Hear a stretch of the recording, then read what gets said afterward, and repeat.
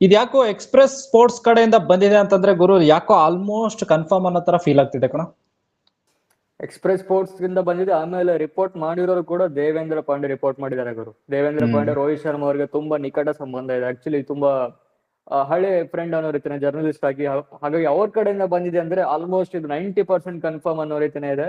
ಒಂಥರ sad news ಅನ್ನೋ ರೀತಿನೇ ಇದೆ. ಅಫ್ಘಾನಿಸ್ತಾನ್ ಸೀರೀಸ್ ಎಲ್ಲ ನಮ್ಗೆ ಕೇಳಿ ಬರ್ತಿತ್ತು ಗುರು. ಲಾಸ್ಟ್ ಮ್ಯಾಚ್ ಚೆನ್ನೈಯಲ್ಲಿ ಆಡೋ ಮ್ಯಾಚ್ ಅಲ್ಲಿ ಇದು ಲಾಸ್ಟ್ ಮ್ಯಾಚ್ ಆಗ್ತಿದೆ, ಗೊತ್ತಿಲ್ಲ ನೆಕ್ಸ್ಟ್ ಸೀರೀಸ್ ಓಡ್ತಾರ ಇಲ್ವಾ ಅಂತ. But somehow England series ಹೋಗಿದಾರಂತೆ. ಇವಾಗ ಸದ್ಯಕ್ಕೆ ರಿಪೋರ್ಟ್ಸ್ ಅಲ್ಲಿ ಬಂದಿರೋ ಪ್ರಕಾರ ಏನಪ್ಪಾ ಅಂದ್ರೆ ಆಲ್ರೆಡಿ ಕಮ್ಯುನಿಕೇಟ್ ಮಾಡಿದ್ದಾರೆ ರೋಹಿತ್ ಶರ್ಮಾಗೆ ಸೆಲೆಕ್ಟರ್ಸ್ ಕಡೆಯಿಂದ. ಸೀರೀಸ್ ಗಿಂತ ಮೊದಲೇ ಕಮ್ಯುನಿಕೇಟ್ ಮಾಡಿದ್ದಾರೆ. ಇಲ್ಲ ಗುರು, ನೀವು ನೆಕ್ಸ್ಟ್ ವರ್ಲ್ಡ್ ಕಪ್ ತನಕ ನಾವು ನಿಮ್ಮ ಪ್ಲಾನ್ ಇಲ್ಲ, ನಮ್ಮ ಪ್ಲಾನ್ ಅಲ್ಲಿ ಇಲ್ಲ, ನೀವೇನು ಡಿಸೈಡ್ ಮಾಡ್ತೀರಾ ನೋಡಿ ಅಂತ ಹೇಳಿದ್ದಾರೆ. ಹಾಗಾಗಿ ನೆಕ್ಸ್ಟ್ ಲಾರ್ಡ್ಸ್ ಅಲ್ಲಿ ಆಗೋ ಮ್ಯಾಚ್ ಲಾಸ್ಟ್ ಓಡಿಐ ಇಂಟರ್ನ್ಯಾಷನಲ್ ಅಥವಾ ಲಾಸ್ಟ್ ಇಂಟರ್ನ್ಯಾಷನಲ್ ಮ್ಯಾಚ್ ಆಗ್ಬೋದು ರೋಹಿತ್ ಶರ್ಮಾ ಅವರ ಪಾಲಿಗೆ. 2027 ಓಡಿಐ ವರ್ಲ್ಡ್ ಕಪ್ಗೆ ಇಷ್ಟೆಲ್ಲ ತಯಾರಿ ಮಾಡ್ಬಿಟ್ಟು ಫುಲ್ ಲೀನ್ ಆಗ್ಬಿಟ್ಟು ನೀಟಾಗಿ. ಬಟ್ ಏನು ನನ್ಗೆ ಯಾಕೋ ಅರ್ಥ ಆಗ್ತಿಲ್ಲ ಗುರುವೆ. C he can play okay, ಅಂದ್ರೆ ಇವಾಗ ಸದ್ಯಕ್ಕೆ ಸ್ವಲ್ಪ ರೀಸೆಂಟ್ ಪರ್ಫಾರ್ಮೆನ್ಸ್ ಆ ಕಡೆ ಈ ಕಡೆ ಸ್ವಲ್ಪ ಇದೆ, ಅದೆಲ್ಲ ಓಕೆ ಪರವಾಗಿಲ್ಲ. ಬಟ್ ಎಕ್ಸ್ಪೀರಿಯನ್ಸ್ ನ ಅಷ್ಟೊಂದು ಈಸಿಯಾಗಿ ತಳ್ಳಿ ಹಾಕಂಗಿಲ್ಲ ಅಂತ ಇವ್ರು ಹೆಂಗೆ ವಿಚಾರ ಮಾಡಿದಾರೆ ಗೊತ್ತಿಲ್ಲ ಗುರು. ಅಫ್ಕೋರ್ಸ್ ಇವಾಗ ಇವರು ಕೊಹ್ಲಿ ಅವ್ರನ್ನ ಗ್ಯಾಪ್ ಅಲ್ಲಿ ಬೈ ಒನ್ ಗೆಟ್ ಒನ್ ಅನ್ನೋ ತರನೇ ಕಳ್ಸ್ಬಿಡ್ಬೇಕು ಅಂತಿದ್ರು. ಬಟ್ ನಮ್ ಕೊಹ್ಲಿ ಅವ್ರದ್ದು ಸಖತ್ ಪರ್ಫಾರ್ಮೆನ್ಸ್ ಎಲ್ಲ ಬರ್ತಾ ಇದೆ, ರೀಸೆಂಟ್ ಪರ್ಫಾರ್ಮೆನ್ಸ್ ಸೂಪರ್ ಆಗಿದೆ, ಎಲ್ಲ ಇದೆ. ಬಟ್ ಆದ್ರೂ ಗುರು ಏನ್ ಗೊತ್ತಿಲ್ಲಪ್ಪ, ರೋಹಿತ್ ಶರ್ಮಾ ಇಲ್ಲ ಅಂತಂದ್ರೆ ಒಂಥರ ಯಾಕೋ ಒಂಥರ ಅರ್ಗಿಸ್ಕೊಳಕ್ ಆಗ್ತಾ ಇಲ್ಲ. ಅಂದ್ರೆ ಲೈಕ್ ಲಾಸ್ಟ್ ಇರಬಹುದು ಅಂತ ಅನ್ಕೊಂಡಿದ್ದೆ. ಲಾಸ್ಟ್ ಓಡಿಐ ವರ್ಲ್ಡ್ ಕಪ್ ಇದು 2027 ಆಡ್ಬಿಟ್ಟು ಹೋಗ್ತಾರೆ ಹಂಗೆ ಹಿಂಗೆ ಅನ್ಕೊಂಡಿದ್ದೆ. ಬಟ್ ಸೆಲೆಕ್ಟರ್ಸ್ ಎಲ್ಲ ಕನ್ವೆ ಮಾಡಿದಾರಂತೆ ಮೆಸೇಜು. ಬಟ್ ಏನೋ ಸ್ವಲ್ಪ ಸಮಂಜಸ ಅಂತ ಅನಿಸ್ತಾ ಇಲ್ಲ ಗುರು ನನಗ್ ಕೇಳಿದ್ರೆ. ಅಂದ್ರೆ end of the day Rohit Sharma last ODI match Lord's ಅಲ್ಲಿ ಆಡ್ತಾರೆ. ಒಂದೇನ್ ಗೊತ್ತಾ ಗುರು, ಅಟ್ ಲೀಸ್ಟ್ ಇದು ಹೇಳಿದ್ರು ಅಂತ ಮನೇಲೆ ಕೂಡ್ಸ್ಬಿಟ್ಟು ಸಡನ್ ಆಗ್ಬಿಟ್ಟು ಅದೇ ರಿಟೈರ್ಮೆಂಟ್ ಆಯ್ತು ಮುಗೀತು ನಿಮ್ದು ಅಂತ ಅಟ್ ಲೀಸ್ಟ್ ಈ ಒಂದು ಓಡಿಐ ಫಾರ್ಮೆಟ್ ಅಲ್ಲಿ ಅದಾದ್ರೂ ಸ್ವಲ್ಪ ಬಂದಿದೆ ಇವಾಗ ನ್ಯೂಸ್ ಅಂತ ಅಲ್ವಾ. ಇಲ್ಲ ಅಂದಿದ್ರೆ ಅದು ಗೊತ್ತಾಗ್ತಿರ್ಲಿಲ್ಲ ನಮ್ಗೆ ಅಂತ. ನಿಜ. ಅದೇ ಫಸ್ಟ್ ಆಫ್ ಆಲ್ ಅದೇ ಹೇಳಿರೋದು, ಸೆಲೆಕ್ಟರ್ಸ್ ಕಡೆಯಿಂದ ಕಮ್ಯುನಿಕೇಶನ್ ಬಂದಿದೆ. ಆ ರಿಪೋರ್ಟ್ಸ್ ಅಲ್ಲಿ ಇರೋ ಪ್ರಕಾರ ಯಾವ ತರ ಅಂದ್ರೆ ಗೌತಮ್ ಗಂಭೀರ್ ಇದ್ರು, ಸೆಲೆಕ್ಟರ್ಸ್ ಇದ್ರು, ಇಬ್ರು ಕೂತ್ಕೊಂಡು ರೋಹಿತ್ ಶರ್ಮಾ ಜೊತೆ ಡಿಸ್ಕಷನ್ ಮಾಡಿದ್ರು. ಬಟ್ ಆಬ್ವಿಯಸ್ಲಿ ರೋಹಿತ್ ಶರ್ಮಾ ಕಡೆಯಿಂದ ಅವರು ಡಿಸಿಷನ್ ಇಂದ ಹ್ಯಾಪಿ ಇರ್ಲಿಲ್ಲ. BCCI ಕಡೆಯಿಂದಲೂ ಕೆಲವು ಮಾತಾಡಕ್ಕೆ ಟ್ರೈ ಮಾಡಿದಂತೆ ರೋಹಿತ್ ಶರ್ಮಾ, ಬಟ್ ಅದ್ ಯಾವ್ದು ಅವರಿಗೆ ಹೆಲ್ಪ್ಫುಲ್ ಆಗಿಲ್ಲ. ಅಲ್ಟಿಮೇಟ್ಲಿ ಅವ್ರು ಹೇಳಿರೋ ಪ್ರಕಾರ ಯಶಸ್ವಿ ಜೈಸ್ವಾಲ್ ಮುಂದ್ಗಡೆ ನಾವು ನೋಡ್ತಿದೀವಿ ಗುರು. ನಮ್ಗೆ ಲೆಫ್ಟ್ ಹ್ಯಾಂಡ್ ಆಪ್ಷನ್ ಸಿಕ್ಕಂಗ ಆಗುತ್ತೆ, ಅವ್ರ ಕಡೆ ಹೋಗೋಣ ಅಂತ ಪ್ಲಾನ್ ಇದೆ. ಇನ್ನೊಂದು ಏನು ಮುಳುವಾಗಿರ್ಬೋದು ರೋಹಿತ್ ಶರ್ಮಾಗೆ ಅಂದ್ರೆ ರೀಸೆಂಟ್ಲಿ 100 ಅಂತ ಬಂದಿದ್ದು, ಆಸ್ಟ್ರೇಲಿಯಾ ಸೀರೀಸ್ ಅಲ್ಲಿ ಒಂದು 100 ಬಂದ್ಬಿಡ್ತು.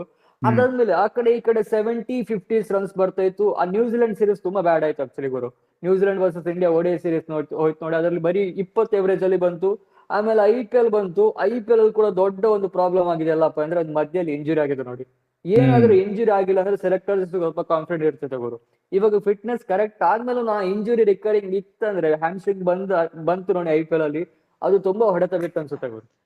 ಆ ಕಡೆ ರೋಹಿತ್ ಶರ್ಮಾ ಆಯ್ತು, ಈ ಕಡೆ ಜಡೇಜಾನು ನೀಟಾಗಿ ತೆಗೆದ್ಬಿಡು. ಅಂದ್ರೆ ನೀಟ್ ಅಂದ್ರೆ ಇದೊಂಥರ ಇದು ಹೇಳ್ತಾರೆ ನೋಡಿ, ಕೂದಲ್ ಅಂದ್ರೆ ಏನೋ ಇದು ಗೋಧಿ ಹಿಟ್ಟಲ್ಲೆಲ್ಲ ಸ್ವಲ್ಪ ಕೂದಲ್ ಬಿದ್ರೆ ಸಣ್ಣದಾಗಿ ಹಿಂಗೆ ಎಳಿತಾರೆ, ಎಳ್ದ್ಬಿಟ್ಟು ತೆಗೆದ್ಬಿಡ್ತಾರೆ.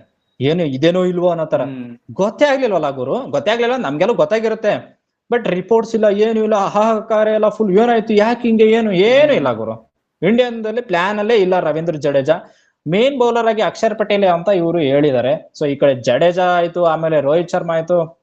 ಏನ್ ಬಾಸ್ ಹಂಗೆ ಒಬ್ಬೊಬ್ರು ಹೋಗ್ತಾ ಇದ್ರೆ. ಐ ಥಿಂಕ್ 3 ಜನದ ಡ್ರೀಮ್ ಇತ್ತು ಗುರು, ವರ್ಲ್ಡ್ ಕಪ್ ವಿನ್ ಆಗ್ಬೇಕು. 20 ಓವರ್ ವರ್ಲ್ಡ್ ಕಪ್ ವಿನ್ ಆಗಿದ್ವಿ. ಟೆಸ್ಟ್ ಓಕೆ ಅಲ್ಲಿ ಅಂತ ದೊಡ್ಡ ಚಾಂಪಿಯನ್ಶಿಪ್ ಏನಿಲ್ಲ, but ODI World Cup main World Cup ಗುರು ವಿನ್ ಆಗ್ಬೇಕಂತ ಒಂದು ರೋಹಿತ್ ಶರ್ಮಾ ಅವ್ರನ್ನಂತೂ ಬಿಡ್ತಿಲ್ಲ ಇವರು.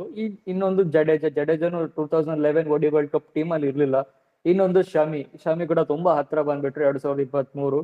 3 ಜನ ಆಲ್ಮೋಸ್ಟ್ ಸರ್ಟನ್ ಆಗಿದೆ ಗುರು, 90% 3 ಜನ ಆಡ್ತಿಲ್ಲ ಅಂತ. ಜಡೇಜಾನು ಅಷ್ಟೇ, ಇವಾಗ ಆಲ್ಮೋಸ್ಟ್ ನಮ್ಗೆ ಕೂಡ ಅಕ್ಷರ್ ಪಟೇಲ್ ನ ಇವರು ಯಾವ ತರ ಯೂಸ್ ಮಾಡ್ತೀರಾ ಅಥವಾ ಯಾವ ತರ ಪ್ರಮೋಟ್ ಮಾಡ್ತೀರಾ ಅಂತ ನೋಡಿದಿದ್ದಾರೆ.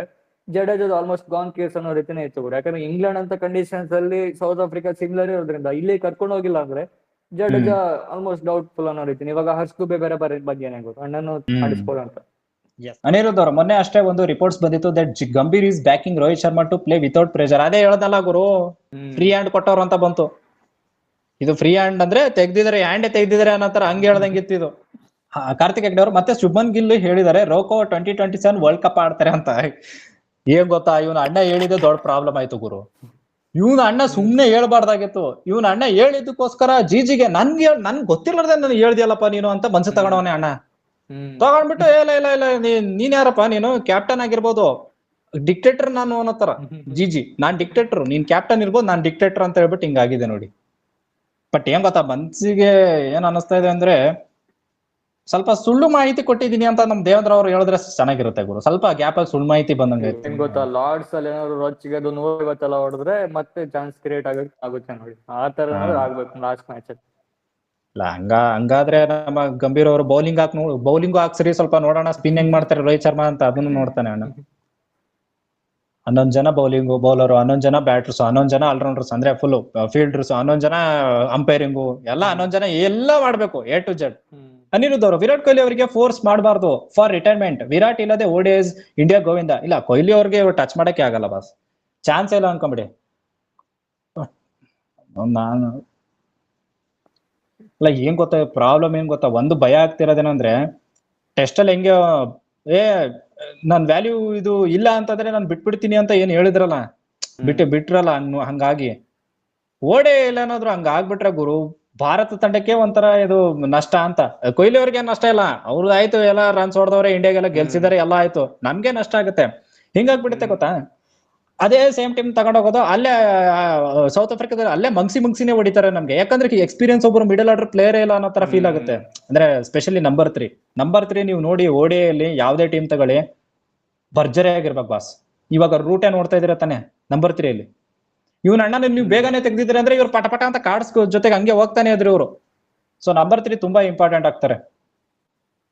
ಸೌತ್ ಆಫ್ರಿಕಾದಲ್ಲಿ ವಿರಾಟ್ ಕೊಹ್ಲಿ ಅವ್ರದ್ದು ಎವರೇಜ್ ತುಂಬಾ ಚೆನ್ನಾಗಿದೆ. ಅದು ಆಕ್ಚುಲಿ ರೋಹಿತ್ ಶರ್ಮಾ ಕೇಸ್ ಅಲ್ಲಿ ಉಲ್ಟಾ ಇದೆ. ಆಕ್ಚುಲಿ ರೋಹಿತ್ ಶರ್ಮಾ ಅವ್ರದ್ದು ಏನು ಸೌತ್ ಆಫ್ರಿಕಾದಲ್ಲಿ ಓಡಿ ಅಂತ ಬಂದ್ರೆ ಸ್ವಲ್ಪ ಆ ಕಡೆ 20 ಏನೋ ಎವರೇಜ್ ಇದೆ. ಬಟ್ ವಿರಾಟ್ ಕೊಹ್ಲಿ ಅವ್ರದ್ದು ಅಂತ ಬಂದ್ರೆ ಒಳ್ಳೆ ಎವರೇಜ್ ಇಟ್ಟಿದ್ದಾರೆ. ಅದೊಂದು ಸೀರೀಸ್ ನಿಮ್ಗೆ ನೆನಪಿರೋದು, 6 ಮ್ಯಾಚ್ ಓಡಿಐ ಸೀರೀಸ್ ತಗೋರು ಒಂದ್ 2-3 100 250 ಎಲ್ಲ ಹೊಡಿತಾರೆ ಒಂದೇ ಸೀರೀಸ್ ಅಲ್ಲಿ. ಸೆಲೆಕ್ಟರ್ಸ್ ಕೂಡ ತುಂಬಾ ಪಾತ್ರ ಇದೆ ಅನ್ಸುತ್ತೆ ಇದರ ಬಗ್ಗೆ. ಆಕ್ಚುಲಿ ಸೆಲೆಕ್ಟರ್ಸ್ ಕೂಡ ತುಂಬಾ, ಇವನ್ ಸ್ಕೈ ಅವ್ರನ್ನ ರಿಮೂವ್ ಮಾಡಿದಾಗಿರ್ಬೋದು, ಈ ರೀಸೆಂಟ್ಲಿ ಸಂಜು ಸ್ಯಾಮ್ಸನ್ ಕೇಸ್ ಆಗಿರ್ಬೋದು, ಸೆಲೆಕ್ಟರ್ಸ್ ಯಾಕೋ ಸ್ವಲ್ಪ ಜಾಸ್ತಿನೇ ಹಾರ್ಸ್ ಆಗಿ ಹೋಗ್ತಿದ್ದಾರೆ ಅವರು.